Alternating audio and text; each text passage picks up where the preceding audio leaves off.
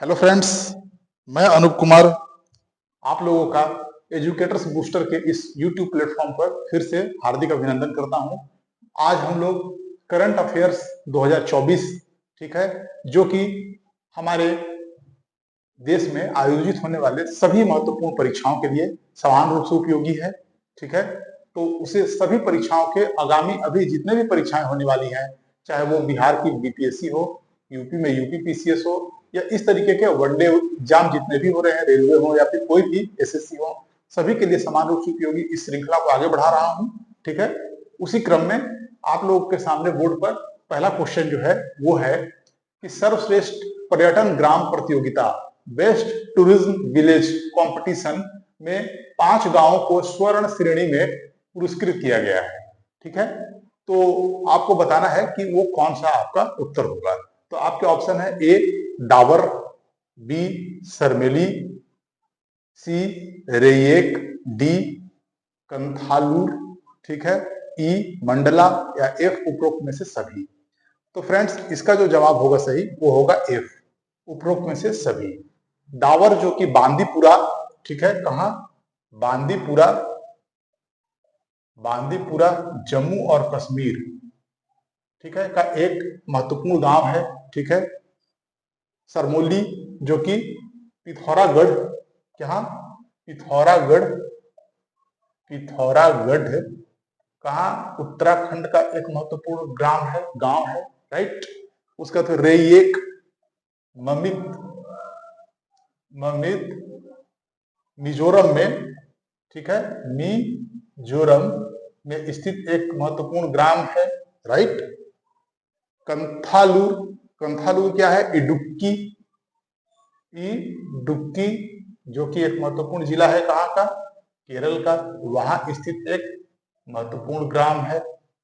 उसका मंडला आपको पता होगा, बहुत ही चर्चित स्थान है, पन्ना में स्थित है, मध्य प्रदेश में, ठीक है, मध्य प्रदेश में स्थित है एक ग्राम। तो इन सभी ग्रामों को, 5 ग्रामों को क्या है, इन्हें दिया गया है स्वर्ण श्रेणी में पुरस्कृत किया गया है इन्हें सर्वश्रेष्ठ पर्यटन ग्राम प्रतियोगिता के तहत। ठीक है, तो इस प्रश्न को आप लोग देखिए अच्छे से, थोड़ा इन सब जो भी इनके जो ये लोकेशंस हैं, ठीक है, जिला और उनके राज्य, उसके उसे भी आप अपने नोटबुक में नोट कर लीजिएगा। ठीक है, ओके फ्रेंड, तब नेक्स्ट क्वेश्चन की ओर आगे बढ़ा जाए। Okay friends, next question, question number 2। Question कहता है नारी शक्ति वंदन अधिनियम किस संविधान संशोधन से जुड़ी हुई है। तो फ्रेंड्स, इस तरह के महत्वपूर्ण वन लाइनर क्वेश्चन तो आपको हर एग्जाम में दिखते हैं। ठीक है, तो आपके ऑप्शन क्या है, ए 106वां, बी 107वां, सी 108वां, या डी 109वां। तो फ्रेंड्स, इसका सही उत्तर है ए, ऑप्शन ए 106वां। मतलब 106वां संविधान संशोधन जो है वो संसद द्वारा नारी शक्ति बंधन अधिनियम के लिए संशोधन किया गया है इसे। ठीक है, जिसके तहत जो हमारे देश की महिलाएं हैं, ठीक है, उन्हें संसद में या विधायिका में ये उनके स्थानों को आरक्षित किया गया है, राइट। अगले क्वेश्चन पे चले, नेक्स्ट क्वेश्चन पे। ठीक है friends, next question, question number 2। ठीक है, हम लोग आगे बढ़ते हैं। नारी शक्ति वंदन अधिनियम लागू किया गया है, इसका मतलब यह है, इस प्रश्न के द्वारा यह पूछा जा रहा है कि नारी शक्ति वंदन योजना को भारत सरकार ने कब लागू कर दिया। ठीक है, लागू कर दिया का मतलब अंतिम रूप से कोई भी अधिनियम जो होता है, कोई भी जो विधेयक होता है, कोई भी विधेयक अधिनियमित कब होता है, अर्थात कोई भी विधेयक लागू कब होता है पूरे देश में समान रूप से, जब हमारे महामहिम राष्ट्रपति द्वारा उस विधेयक पर हस्ताक्षर कर दिया जाता है, तब वह विधेयक लागू हो जाता है, अर्थात वो विधेयक कानून का रूप धारण कर लेता है। तो इसी को पूछा जा रहा है कि राष्ट्रपति का हस्ताक्षर इस विधेयक पे कब हुआ। तो आपके विकल्प हैं 20 सितंबर, ए 20 सितंबर, बी 21 सितंबर, सी 22 सितंबर, या डी 28 सितंबर। तो फ्रेंड्स, इसका सही जवाब है डी, ऑप्शन डी 28 सितंबर। अर्थात 28 सितंबर के दिन जो विधेयक अर्थात नारी शक्ति बंधन अधिनियम, जिसे दोनों सदनों द्वारा, लोकसभा एवं राज्यसभा द्वारा पारित करके राष्ट्रपति महोदय के पास भेजा गया, उसे राष्ट्रपति महोदया ने 28 सितंबर के दिन हस्ताक्षर करके उसे कानून का रूप दे दिया। आपका उत्तर होगा 28 सितंबर।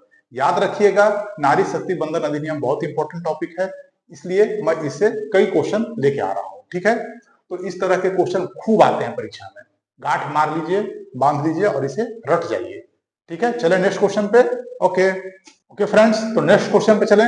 नेक्स्ट क्वेश्चन है क्वेश्चन नंबर 4।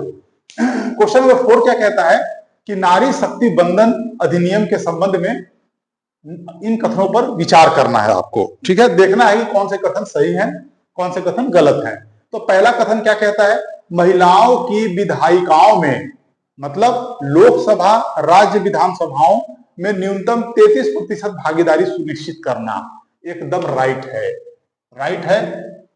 ठीक है, बी ऑप्शन है, यह विधेयक नए संसद भवन में पारित होने वाला पहला विधेयक है। Again right, option B is also right, मतलब कि यह विधेयक संसद भवन में, जो नए संसद भवन का जो निर्माण किया गया है, उसमें पहला ऐसा विधेयक है जिसे पारित किया गया है। सी, इसे संसद के विशेष सत्र के दौरान पारित किया गया है, तो बिल्कुल सही है। इस विधेयक को पारित करने के लिए संसद के विशेष सत्र का आह्वान किया गया था महामहिम महोदया राष्ट्रपति के द्वारा। ठीक है, और ये भी सही है। और डी है उपरोक्त में से सभी। तो फ्रेंड्स, उपरोक्त में से सभी आपका क्या होगा, उत्तर होगा। ये है राइट आंसर, मतलब ये सभी जो भी विकल्प दिए गए हैं ये सभी राइट है। फ्रेंड्स, नारी शक्ति बंधन योजना, मैं फिर से कह रहा हूं, बहुत इंपॉर्टेंट टॉपिक है, इसलिए इस पे मुझे मजबूरी में 4 से 5 क्वेश्चन बनाया गया है, ताकि इसमें जो भी क्वेश्चन आए आप लोग का गलत ना हो। ठीक है फ्रेंड, तो इसे आप ठीक से नोट कर लीजिए, ये महत्वपूर्ण प्रावधान है इस अधिनियम के। राइट, ठीक है, तो नेक्स्ट क्वेश्चन पे मूव करें हम लोग। ओके फ्रेंड, तो नेक्स्ट क्वेश्चन पे हम लोग मूव करेंगे। क्वेश्चन नंबर 5, नारी शक्ति बंधन अधिनियम के लिए संविधान में कौन कौन से अनुच्छेद जोड़े गए हैं। ठीक है, आपके विकल्प हैं, ऑप्शन है ए 330 ए, बी है क्या 332 ए, सी 334 ए, या डी उपरोक्त सभी। तो फ्रेंड्स, आपके जो उत्तर होंगे वो होंगे डी। ठीक है, उपरोक्त सभी, मतलब जितने भी ऑप्शन दिए हुए हैं ये सभी ऑप्शन सही होंगे। इन सभी ऑप्शन को क्या किया गया है, संविधान में संशोधन करके जोड़ा गया है। ठीक है, तभी ये अधिनियम लागू हो पाया है। तो आप थोड़ा देख सकते हैं कि 330 में क्या था पहले, तो 330 में था लोकसभा की जो सीटें हैं, ठीक है, देश में, उसमें उन सीटों, कुल सीटों को, ठीक है, आरक्षित किया गया है। किनके लिए, तो अनुसूचित जाति और अनुसूचित जनजाति के सदस्यों के लिए, ठीक है, किया गया है। तो उसमें संशोधन करके उसमें 330 ए जोड़ दिया गया है, अर्थात लोकसभा में, ठीक है, सीटों को क्या किया गया है, जो अनुसूचित जाति और जनजाति के लिए जो सीटें आरक्षित की गई हैं उनमें 1/3 सीट महिलाओं के लिए आरक्षित कर दिया गया है। ठीक है, ये संशोधन किया गया है। उसके बाद फिर बी 332 ए, तो राज्य विधानसभाओं में भी यह काम किया गया है, अर्थात राज्य विधानसभाओं में भी, ठीक है, जहां जहां पर महिलाओं के लिए जितनी भी सीटें आरक्षित की गई हैं उसमें से 1/3 सीटें क्या है, आरक्षित कर दी गई हैं वहां के राज्य विधानसभाओं के क्षेत्र में। ठीक है, उसके बाद 334 ए, तो 334 ए को संविधान में संशोधित करके जोड़ा गया है, जिसमें नारी शक्ति बंधन योजना अधिनियम को लागू करने के लिए जितनी भी आवश्यक, ठीक है, जितनी भी आवश्यक मतलब कि कानून है उनको इसमें रखा गया है। ठीक है, 334 ए में। तो इस तरीके से देखा जाए तो ये पूरे जितने भी आपको अनुच्छेद दिख रहे हैं ब्लैक बोर्ड पर, ये सभी सही हैं। ठीक है, 334 में ये भी जोड़ दिया गया है कि नया जो परिसीमन होने वाला है, ठीक है, डिलिमिटेशन होने वाला है, उसके बाद ही नया परिसीमन लागू होने के बाद ही, परिसीमन होने के बाद ही नारी शक्ति बंधन योजना को लागू किया जाएगा। राइट, जो कानून बन चुका है लेकिन अभी लागू नहीं हुआ है, वो कब लागू होगा, तो नए परिसीमन के बाद ही ये लागू होगा। राइट, अब नेक्स्ट क्वेश्चन पे हम मूव करें फ्रेंड्स। ओके फ्रेंड्स, तो नेक्स्ट क्वेश्चन पे मूव किया जाए। क्वेश्चन नंबर 6, स्वच्छता सर्वेक्षण 2023 के रिपोर्ट के अनुसार उत्तर प्रदेश एवं बिहार राज्य का रैंक कितना है। ठीक है, क्योंकि स्वच्छता सर्वेक्षण के दौरान क्या होता है, राज्यवार भी रैंकिंग की जाती है, अर्थात संपूर्ण रूप से अगर देखा जाए तो कौन सा राज्य स्वच्छता सर्वेक्षण में बेहतर प्रदर्शन किया है। ठीक है, इसके अनुसार अगर आप देखेंगे तो आपके ऑप्शन क्या है, ए 9वां और 11वां, बी 10वां 11वां, सी 9वां और 15वां, डी 10वां या 15वां।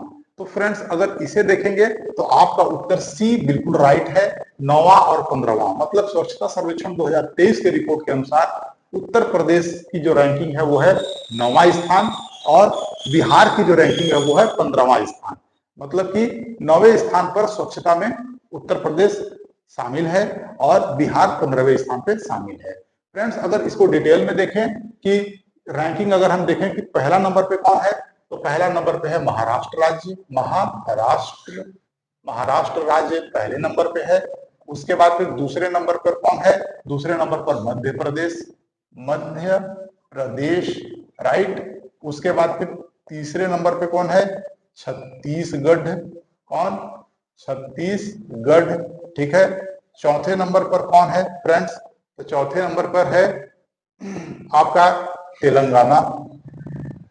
ठीक है, तेलंगाना। तो इस तरीके से आप याद रख सकते हैं कि महाराष्ट्र, मध्य प्रदेश, छत्तीसगढ़, तेलंगाना और उत्तर प्रदेश और बिहार की रैंकिंग जो है वो आप लोगों को बता दी गई है। अच्छा एक सेकंड, एक सुधार कर लीजिए, छोटा सा सुधार कर लीजिए कि महाराष्ट्र, मध्य प्रदेश, छत्तीसगढ़, उसके बाद उड़ीसा है, उड़ीसा। ठीक है, यहाँ पर हम लोगों को एक छोटा सा सुधार कर लेना है रैंकिंग में, उड़ीसा। और 5th नंबर पे आपको कर लेना है तेलंगाना। ठीक है, तेलंगाना। मुझे 5 दिखाना था, 5 रैंकिंग था, मुझे लगा कि मैं 5वें नंबर पर पहुंच गया हूं तो तेलंगाना मैंने लिख दिया था बाय मिस्टेक। ओके, लेकिन 5 नंबर पे तेलंगाना है, लेकिन 4 नंबर पे उड़ीसा है। तो इस तरीके से हमारा क्या रैंकिंग है, महाराष्ट्र, मध्य प्रदेश, छत्तीसगढ़, उड़ीसा और तेलंगाना। ओके फ्रेंड, कोई दिक्कत, आप इसे नोट कीजिए अपने नोटबुक में, एकदम बिल्कुल ही हाईलाइटेड है, ये क्वेश्चन आएगा और आपको इसको सही करना है। ओके फ्रेंड, तो नेक्स्ट क्वेश्चन पे मूव किया जाए। ओके फ्रेंड, नेक्स्ट क्वेश्चन बहुत इंपॉर्टेंट क्वेश्चन है। क्वेश्चन नंबर 8, सेला टनल जोड़ती है। सेला टनल जोड़ती है मतलब किन दो स्थानों को ये जोड़ती है, तो ए है असम स्थित तेजपुर को अरुणाचल प्रदेश के तवांग से, फर्स्ट ऑप्शन। बी नागालैंड को अरुणाचल प्रदेश से, या सी नागालैंड को ही असम से, है ना, और फिर डी मेघालय को असम से। ठीक है, तो इन सभी ऑप्शंस में आपके उत्तर जो सही होंगे वो होगा ए, असम स्थित तेजपुर को अरुणाचल प्रदेश के तवांग से।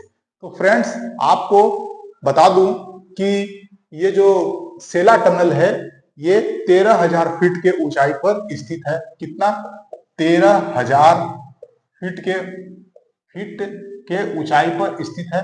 भारत का सबसे ऊंचा टनल है ये, भारत का सबसे ऊंचा टनल, भारत का सबसे ऊंचा, भारत का सबसे ऊंचा टनल है ये, राइट। ठीक है, और ये जान लेना है कि असम के तेजपुर से अरुणाचल प्रदेश के तवांग, तवांग कहां पे है, तवांग ये वो भी बहुत चर्चित जगह है, चीन के साथ काफी बार इसका नाम जुड़ के आता है। ये पश्चिमी कामेंग जिला, देखिए अरुणाचल प्रदेश में एक है जिला पश्चिमी कामेंग। ठीक है, पश्चिमी कामेंग एक जिला है। तो पश्चिमी कामेंग जिला में स्थित तवांग एक महत्वपूर्ण बौद्धिस्ट टूरिज्म का एक केंद्र है। क्या, बौद्ध या बुद्धिस्ट, बौद्ध, ठीक है, क्या है, पर्यटन स्थल है, बौद्ध पर्यटन स्थल है पश्चिमी कामेंग जिला में, उससे इसे जोड़ा जाता है। ठीक है, और ये 13,000 फीट बहुत ऊंचा होता है, 13,000 फीट की ऊंचाई पर भारत में सबसे ऊंचा एक टनल है, काफी महत्वपूर्ण है, जो कि हमें चीन पर बढ़त दिलाने के लिए काफी उपयोगी होगी। ठीक है, और ये बहुत सारे जो विपरीत परिस्थिति होती है, विपरीत मौसम होते हैं, ठीक है, उसमें हमारी सेना को एक एडवांटेज देंगे, साथ ही साथ ये क्षेत्रीय व्यापार को भी बढ़ावा देगा, राइट। ओके, तो नेक्स्ट क्वेश्चन पे चला जाए। Okay friend, next question, question number 9, स्मृति वन भूकंप संग्रहालय, जिसे विश्व के सर्वाधिक खूबसूरत संग्रहालयों की सूची में शामिल किया गया है, वह कहाँ स्थित है? तो देखिए, एक बहुत महत्वपूर्ण सवाल है। स्मृति वन भूकंप संग्रहालय, ठीक है, इसे क्या किया गया है? विश्व के महत्वपूर्ण खूबसूरत संग्रहालयों की सूची में स्थान दिया गया है। यह कहां पर स्थित है? तो आपके ऑप्शन है ए अहमदाबाद, बी लातूर, सी भुज, या डी क्या है? उत्तरकाशी। राइट। तो फ्रेंड, इसका सही उत्तर है सी भुज। भुज, ठीक है। आपको पता होगा कि भुज में प्रकृति की जो विनाश लीला है, उसका सबसे भयावह रूप देखने के लिए मिला था 26 जनवरी 2001 के पास, एक के आसपास, 26 जनवरी 2001 के आसपास भुज में भूकंप आया था। और वो भूकंप कितना भयावह था, उसमें हजारों लोग दब गए थे, मर गए थे, जिनको एक तरह से कहिए कि उनके श्रद्धांजलि के लिए, ठीक है, और उस परिदृश्य को प्रदर्शित करने के लिए वहां पर एक स्मृति वन भूकंप संग्रहालय का निर्माण किया गया है, जिसमें भूकंप से संबंधित चित्रों को वहां पर सजा करके उसे चित्रात्मक रूप दिया गया है। ठीक है फ्रेंड्स, तो इसलिए आप इसे याद रखिएगा, ये क्वेश्चन आ सकता है, बहुत महत्वपूर्ण है। सी भुज इसका सही उत्तर होगा। ठीक है फ्रेंड, तो नेक्स्ट क्वेश्चन पर मूव किया जाना चाहिए। ओके फ्रेंड, नेक्स्ट क्वेश्चन पे चलें। बहुत इंपॉर्टेंट क्वेश्चन है ये, क्वेश्चन नंबर 10 कहता है कि समक्का सरक्का केंद्रीय जनजातीय विश्वविद्यालय कहाँ स्थापित हुए हैं। ठीक है, केंद्र सरकार के द्वारा, ठीक है, विश्वविद्यालय अधिनियम में संशोधन किया गया है और उसके द्वारा संशोधन के माध्यम से केंद्रीय जनजातीय विश्वविद्यालय की स्थापना की गई है पहली बार। ठीक है, पहली बार। और इस विश्वविद्यालय का नाम रखा गया क्या है? समक्का सरक्का केंद्रीय जनजातीय विश्वविद्यालय। इसे स्थापित कहाँ किया गया है? आपके ऑप्शन ए है तमिलनाडु, बी है तेलंगाना, सी है आंध्र प्रदेश, या डी है उड़ीसा। तो फ्रेंड्स, इसका सही उत्तर जो है वो है बी, क्या? तेलंगाना। तेलंगाना में केंद्रीय जनजातीय विश्वविद्यालय की स्थापना की गई है, जिसे समक्का सरक्का केंद्रीय जनजातीय विश्वविद्यालय नाम दिया गया है। फ्रेंड्स, कुछ इंपॉर्टेंट बातें यहाँ पर आप लोग नोट कीजिए अपने नोटबुक में। पहला नोट कीजिए कि जो ये समक्का और सरक्का है, ये कोया जनजाति से संबंधित है। किससे? कोया जनजाति, कोया जनजाति से संबंधित है ये। ठीक है, मैं लिखता जा रहा हूं बोर्ड पे, आप लोग भी नोट डाउन कीजिए, संबंधित है। सेकंड पॉइंट आप ये नोट कीजिए कि इसे मतलब कि समक्का सरक्का केंद्रीय मतलब कि सरक्का समक्का जो जनजाति हैं, इन्हें मेदाराम जठारा के नाम से भी जाना जाता है। क्या? मेदाराम जठारा के नाम से भी जाना जाता है। अगर मेदाराम जठारा भी दिया जाए तो आप मानिएगा कि ये समक्का सरक्का जनजाति के लिए कहा जा रहा है। एशिया का सबसे बड़ा ये जनजातीय मेला है। ठीक है, ये जो कोया जनजाति या समक्का सरक्का जो जनजाति है, इनका एक मेला लगता है। ठीक है, उसे मेदाराम जठारा मेला भी कहा जाता है, मेदाराम जठारा मेला भी कहा जाता है। यह एशिया का सबसे बड़ा मेला है। क्या? एशिया का सबसे बड़ा मेला है, एशिया का सबसे बड़ा मेला है ये। राइट। उसके बाद भारत का कुंभ के बाद दूसरा बड़ा मेला है। ठीक है, दूसरा बड़ा मेला है। ठीक है, आप लोग, मैं बोल रहा हूं, साथ में नोट करते जाइए। भारत में कुंभ के बाद दूसरा सबसे बड़ा ये मेला है। ठीक है फ्रेंड्स, तो इस तरीके से आपको इसे नोट करना है। ये द्विवार्षिक मेला है। क्या? द्विवार्षिक मेला है। कैसा है? द्विवार्षिक मेला है। द्विवार्षिक मतलब कि 2 साल में लगने वाला मेला है। इसे भी आप नोट कर लीजिए। ठीक है, और तेलंगाना में ये राजकीय मेला के रूप में जाना जाता है। तेलंगाना राज्य का ये राजकीय मेला है। कौन सा? मेदाराम जतारा। ठीक है, आप इसे ध्यान में रखिएगा। तो इस तरीके से इस प्रश्न का डिस्क्रिप्शन जो है मैंने बोर्ड पे लिख दिया है, आप लोग इसे अपने नोटबुक में नोट कीजिए और इसे याद कीजिए। जब क्वेश्चन को ज्यादा टफ बनाना होगा तो फिर ये इस तरह के विकल्पों का भी प्रयोग बीच में कर सकते हैं, या फिर आपको सीधे सीधे पूछ लेगा कि ये केंद्रीय जनजातीय विश्वविद्यालय कहाँ स्थापित किया गया है, तो आपके उत्तर तेलंगाना है। Right, okay okay friend, next question पे चले हम लोग। Question number 11। क्वेश्चन कहता है मिशन लाइफ में लाइफ क्या है। राइट, मिशन लाइफ में लाइफ क्या है? तो आपके ऑप्शन है A life style for environment, A B है लाइफ स्टाइल फॉर क्या इकोनॉमी, ठीक है, सी है लाइफ स्टाइल फॉर अर्थ, या डी है लाइफ स्टाइल फॉर क्या है इकोलॉजी। तो देखिए इसमें आपके जो सही उत्तर है वो है ए। राइट, ए जो है वो बिल्कुल राइट आंसर है। ये क्या कहता है? Life style for environment. Okay friend, मतलब ये कहता है कि इन्वायरमेंट के लिए अपने जीवन शैली में जो बदलाव हम करें, ठीक है, उसके लिए इसे लाया गया था।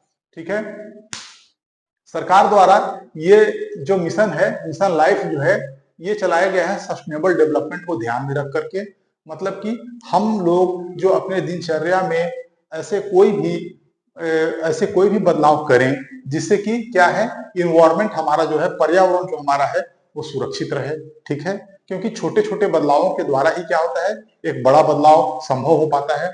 तो सरकार ने इसे ही ध्यान रखकर सभी जितने भी हमारे देश के, ठीक है, जनता है, जितने भी नागरिक हैं, वो अपना एक कर्तव्य समझें, ठीक है, अपना मूल कर्तव्य के रूप में पर्यावरण की रक्षा करना, ठीक है, उन्हें सौंपा गया है, उसे वो अपना धर्म के रूप में स्वीकार करें। और इस मिशन लाइफ में इसी को, मतलब कि इन्वायरमेंट को सपोर्ट करने के लिए, लाइफ स्टाइल में चेंजिंग, बदलाव लाने के लिए इसे चलाया गया है। ओके फ्रेंड, तो ये बहुत इंपॉर्टेंट है। इसका जो पूरा नाम है वो आपको इस रूप में कभी ना कहीं किसी न किसी एग्जाम में जरूर दिखाई देगा। ठीक है, तो इसी के साथ नेक्स्ट क्वेश्चन पे चला जाए। ओके ओके फ्रेंड, तो नेक्स्ट क्वेश्चन पे चलें। क्वेश्चन नंबर 12, मिशन लाइफ के विषय में निम्न कथनों पर विचार करें। देखिए एक इंपॉर्टेंट ये गवर्नमेंट का इनिशिएटिव है, ठीक है, इसे हम लोग को जानना है बहुत अच्छे से। तो कहता है कि मिशन लाइफ के विषय में निम्न कथनों पर विचार करें। ऑप्शन है ए, यह पर्यावरण की रक्षा, क्या पर्यावरण की रक्षा और संरक्षण के लिए व्यक्तिगत एवं सामुदायिक कार्यवाही को प्रेरित करता है। ठीक है, तो ये बिल्कुल सही है, बिल्कुल सही है। मैंने इससे पहले के जो क्वेश्चन है उसमें आपको इसके विषय में थोड़ा सा विस्तार किया था। उसमें मैंने बताया था कि पर्यावरण के रक्षा के लिए, उसके संरक्षण के लिए ये व्यक्तिगत और सामुदायिक प्रयास के रूप में इसे प्रेरित करता है। अगर मैं पॉलिटी के जबान में बोलूं तो ये होगा कि हमारा जो मौलिक जो कर्तव्य है, ठीक है, दायित्व है, जो संविधान द्वारा हमें प्रेरित करता है पर्यावरण के संरक्षण के लिए, ठीक है, तो वो यहाँ पर दिखाई देता है। ठीक है फ्रेंड, आगे चले। बी नंबर में है COP26, कॉन्फ्रेंस ऑफ पार्टी 26 सम्मेलन, जो कि ग्लासगो में हुआ था, में प्रधानमंत्री श्री नरेंद्र मोदी द्वारा प्रस्तावित किया गया। तो बिल्कुल सही है, एकदम राइट है, ये उन्होंने इसे प्रस्तावित किया था वैश्विक स्तर पे। ठीक है, सी, प्रधानमंत्री नरेंद्र मोदी ने एकता नगर, ठीक है, एकता नगर कहाँ, गुजरात में, स्टेच्यू ऑफ यूनिटी से इस मिशन की औपचारिक शुरुआत की। ये भी है अगेन राइट। ठीक है, स्टेच्यू ऑफ यूनिटी जो है एकता नगर में, वहां पर सरदार पटेल जी का, ठीक है, सरदार वल्लभ भाई पटेल जी का लौह पुरुष है जो कि हमारे देश के, ठीक है, उनके स्टेच्यू के पास से प्रधानमंत्री ने इस मिशन की औपचारिक शुरुआत की थी। तो एकदम बिल्कुल सही है ये। और डी नंबर में है कि उपरोक्त सभी, तो राइट, आपको पता ही है कि जब ये ए बी सी तीनों सही हो गया तो डी नंबर में उपरोक्त सभी जितने भी हैं ये सभी सही होंगे। तो आपको इस तरीके से इसे अपने कॉपी में जरूर से जरूर नोट करना है, कहीं भी कहीं ना कहीं आपको ये जरूर दिखेगा। ठीक है, और बाय द वे अगर कभी आप मुख्य परीक्षा देंगे, किसी भी PCS IAS कभी भी मुख्य परीक्षा देंगे, तो कोई भी ऐसा, बहुत सारे ऐसे क्वेश्चन वहां लिखने होंगे आपको जो कि ज्योग्राफी और इन्वायरमेंट से संबंधित होंगे, वहां इन सब चीजों को आप यूज करेंगे, पुट अप करेंगे तो फॉर्डर मटेरियल के रूप में वर्क होता है, ठीक है। और इससे आपका नंबर बढ़ता है, औरों से आप डिफरेंस क्रिएट करेंगे। तो नेक्स्ट क्वेश्चन पे मूव किया जाए। ओके ओके फ्रेंड, तो नेक्स्ट क्वेश्चन पे हम मूव करते हैं। क्वेश्चन नंबर 13 क्या कहता है कि छठवें राज्य खाद्य सुरक्षा सूचकांक स्टेट फूड सेफ्टी इंडेक्स 2023-24 में शीर्ष 4 स्थान प्राप्त करता राज्यों में से या केंद्र शासित प्रदेशों में से कौन सा शामिल है, ठीक है। तो कौन है टॉप पे? तो ए है केरल, बी तमिलनाडु, सी जम्मू कश्मीर या डी गुजरात। तो इसका उत्तर होगा ए केरल, ठीक है। तो केरल राज्य जो है वो छठवें राज्य खाद्य सुरक्षा सूचकांक 2023-24 में शीर्ष स्थान प्राप्त करता राज्य है, ठीक है। तो ये जो राज्य खाद्य सुरक्षा सूचकांक होते हैं वो इस बात को शो करते हैं, इस बात को प्रदर्शित करते हैं कि जहां पर खाद्य पदार्थ जो हैं, ठीक है, जहां उस राज्य में स्थित जितने भी खाद्य पदार्थ हैं वो कितने मानकों पे खरे उतरते हैं, और मतलब कि जो भी खाद्यान्न कंजम्पशन हो रहा है जो नागरिकों के द्वारा वो कितने शुद्ध हैं, ठीक है, मिलावट रहित हैं, ठीक है, और वो कितने मानव स्वास्थ्य पे नकारात्मक असर नहीं डालते हैं, और इस तरह के मानकों में वो खरे उतरते हैं। तो इस तरीके के जो सूचकांक है इसमें शामिल किए जाते हैं, उसके आधार पर इसे तैयार किया जाता है, जिसमें केरल पहले नंबर पर स्थित है, ठीक है फ्रेंड। तो नेक्स्ट क्वेश्चन पर मूव करें हम। ओके फ्रेंड, तो नेक्स्ट क्वेश्चन नंबर 14 पे आइए। बहुत इंपॉर्टेंट क्वेश्चन है। आपदा जोखिम प्रबंधन के लिए बीमा समाधान को कार्यान्वित करने वाला देश का पहला राज्य कौन सा है? मतलब आपदा जोखिम प्रबंधन के लिए, मतलब जब भी कहीं पे आपदा आती है, ठीक है, तो उससे जो जोखिम उत्पन्न होता है, जो रिस्क वहां पर जो भी रिस्क आती है आपदा के साथ में, ठीक है, जैसे कि जान माल की समस्या, ठीक है, पशुधन की समस्या, ठीक है, उसके बाद जो भी वहां पर प्रॉपर्टीज हैं, संपत्ति है वहां के लोगों की, उसकी समस्या, ठीक है, तो एग्रीकल्चर की समस्या, तो कई तरह की समस्याएं वहां पे आती हैं, ठीक है फ्रेंड्स।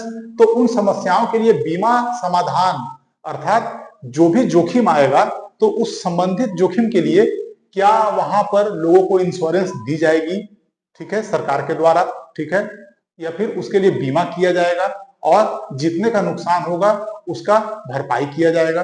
तो उसके लिए इसे कार्यान्वित करने वाला देश का पहला राज्य कौन सा है? तो ऑप्शन क्या है? ए है मेघालय, बी है त्रिपुरा, सी है मणिपुर, डी है असम और ई है नागालैंड। तो इसमें से सबसे सही उत्तर कौन सा है? तो आपका सही उत्तर है ई, विकल्प ई, ऑप्शन ई, नागालैंड।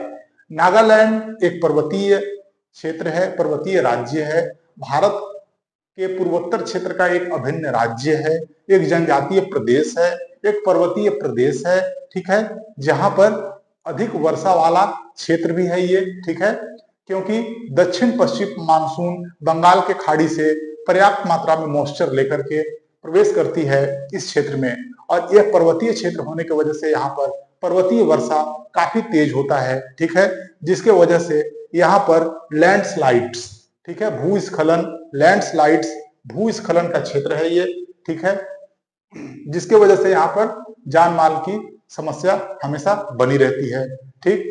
इसीलिए फ्रेंड यहाँ पर जो सरकार है नागालैंड की, उन्होंने आपदा जोखिम प्रबंधन के लिए बीमा समाधान योजना को कार्यान्वित किया है, जो अपने आप में पूरे भारत में मात्र एक राज्य है जिसके द्वारा ऐसा किया गया है। तो आपका उत्तर ई, नागालैंड बिल्कुल सही होगा। तो नेक्स्ट क्वेश्चन पर हम मूव करें फ्रेंड्स।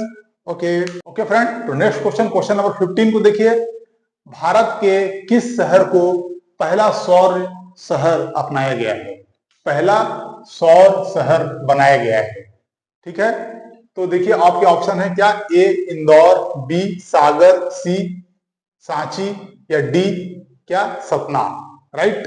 तो इसका सही उत्तर है सी, सांची। तो देखिए सांची एक ऐसा शहर है मध्य प्रदेश का जिसे पहला पूरे भारत का, ठीक है, पहला सौर शहर स्थापित किया गया है, बनाया गया है।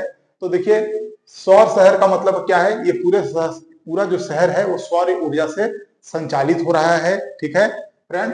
तो ये देखिए उसके बाद फिर क्या है कि ये जो सांची है वो रायसेन जिले में, मध्य प्रदेश के मध्य प्रदेश के कहां पर?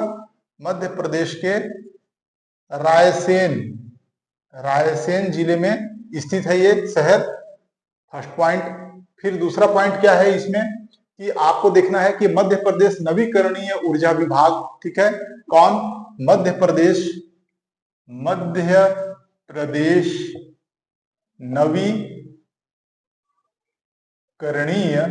नवीकरणीय ऊर्जा विभाग, ऊर्जा विभाग एवं कौन? आईआईटी कानपुर, एवं आईआईटी कानपुर के द्वारा मिलकर के इस योजना को, इस पूरे मिशन को पूरा किया गया है। तो आप याद रखिएगा कि किसके द्वारा? तो मध्य प्रदेश की जो नवीकरणीय ऊर्जा डिपार्टमेंट है, विभाग है, वो आईआईटी कानपुर से तकनीकी मदद ली है और इस पूरे मिशन को आगे बढ़ाया गया है। ठीक है फ्रेंड, तो नेक्स्ट क्वेश्चन पर मूव किया जाए। ओके फ्रेंड, नेक्स्ट क्वेश्चन देखिए, क्वेश्चन नंबर 16। ठीक है, क्वेश्चन क्या कहता है कि उत्तर प्रदेश में पर्यावरण सुरक्षा के मद्देनजर बायोप्लास्टिक पार्क कहां स्थापित किया जा रहा है? ये अपने आप में बहुत महत्वपूर्ण है। बायोप्लास्टिक पार्क कहां स्थापित किया जा रहा है? तो ए है ग्रेटर नोएडा, बी गाजियाबाद, सी कानपुर या डी लखीमपुर खीरी। तो इसका सही उत्तर क्या है? डी लखीमपुर खीरी। लखीमपुर खीरी में एक स्थान है, उसका नाम है कुंभी। क्या? कुंभी गांव। कुंभी गांव, यह एक गांव है, कुंभी नाम है इसका। कुंभी गांव में स्थापित किया जा रहा है उत्तर प्रदेश पर्यावरण सुरक्षा के मद्देनजर एक बायोप्लास्टिक पार्क स्थापित की जा रही है। इस तरह का की जो नायाब कोशिश है, ये भारत में बहुत ही कम स्थापित हुए हैं, जिसे यहाँ पर अंजाम दिया जा रहा है। ठीक है फ्रेंड, तो इस तरह से देखा जाए तो बहुत ही महत्वपूर्ण क्वेश्चन है। आप इसे अपने नोटबुक में नोट कीजिए, बार बार अभ्यास कीजिए। ठीक, तो आज का क्लास हम यहीं पे विराम देंगे, रोकेंगे, स्टॉप करेंगे। और आप लोग इस पूरे सीरीज को अधिक से अधिक प्रसारित कीजिए, शेयर कीजिए, चैनल को सब्सक्राइब कीजिए, ठीक है, लाइक कीजिए। और फिर हम कल फिर से उपस्थित होंगे इस अपने करंट अफेयर्स 2024 के सीरीज के लिए। ठीक है फ्रेंड, तब तक के लिए धन्यवाद।